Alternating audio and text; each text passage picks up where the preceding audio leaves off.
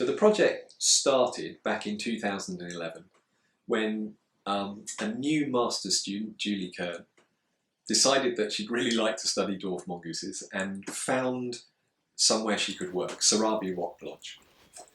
Got permission from the landowners so that she could work there, and then she started habituating wild groups to her close presence. And this is an entirely non-trivial exercise. These are wild animals in their natural setting, and as you might expect, when they first see a human approaching them, they just flee for the hills. Gradually, over time, you have to slowly get them used to your presence by moving closer and closer, just sitting down, allowing them to get used to you, until eventually, if you put in enough hours, as Julie did, you can walk within a few feet of these animals in their natural setting without them disappearing over the horizon. Since then, we together built the project into what it is now, which is having a permanent team of people out at the field site in South Africa. So we have a year-round presence, monitoring anywhere between 8 and 10 wild groups all the time. And we can individually mark each animal using blonde hair dye on the end of an elongated paintbrush because they're used to our presence.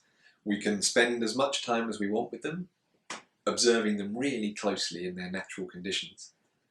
And we've also trained them to climb onto a balance scale and to weigh themselves for a little bit of hard-boiled egg reward. So you can get measures of body condition all the time rather than having to catch them once a season to get.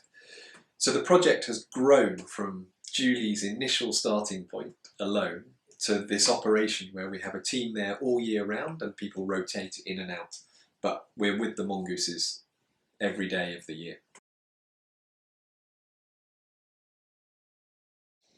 I think there are a number of reasons why this is a special project.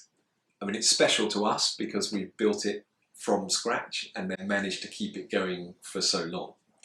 But by watching them and being with them across 10 years, we can accumulate this information across time.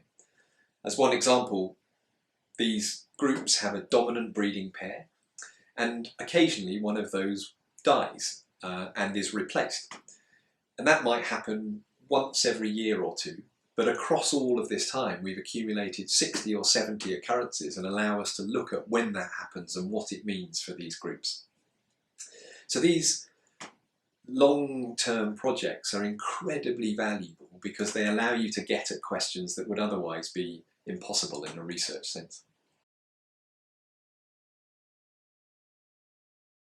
Achievements in terms of the science itself, that's a hard one because it'd be unfair in a way to pick one out of the others. So recently, one thing we've got really interested in and excited by is the way that group members monitor the actions of their group mates, often through acoustic cues or information that they're hearing. They're not seeing what's going on, but in relatively dense vegetation they can detect the behaviour of others through acoustic cues, and they're storing up that information and then acting on it later. We've got two recent examples of that which we've managed to test experimentally in the field. One of those is that they track the amount of sentinel behaviour. This is raised guarding, where an individual stops foraging, adopts a raised position and scans for danger, while the rest of the group get on with, say, their foraging. And so that's a valuable cooperative act because this individual stops foraging to do this for others.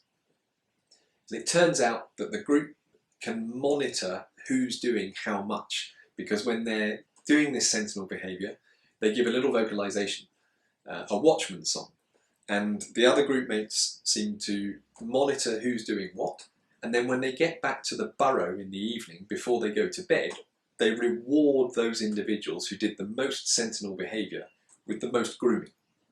And grooming is great to receive because not only does someone pick the ectoparasites off you, but it probably gives you an endorphin rush, and there's all sorts of positives. So there's this delayed rewarding of what went on earlier. Another, I think, is in terms of the numbers of people who've been able to experience it and work with these charismatic, amazing animals, and that have then set them on to something else in their careers. We've been blessed across the years with loads of amazing research assistants who spend anywhere between 3 months and 6 months in the field working with the animals, a string of field managers who manage things out in the field on a day-to-day basis, and then a series of Masters by Research students and PhD students who have used the mongooses as the basis for their research for their degree programs. But two people in particular have been critical to the Dwarf Mongoose Research Project across the years. There was, of course, Julie Kern, who set it up initially and then has been involved ever since in co-managing the project, as well as spending vast amounts of time in the field with the mongooses. In the last 7 years, Amy Morris-Drake has also been a fundamental part of the project. Initially as a field assistant, then as a master's student, then a PhD student, and now as a postdoc. And throughout that time, she too has worked tirelessly in the field, but also in co-managing the project and making sure it's been a great success. By being with your animal in its natural environment, seeing what it does on a day-to-day basis, it's an incredible insight into their lives.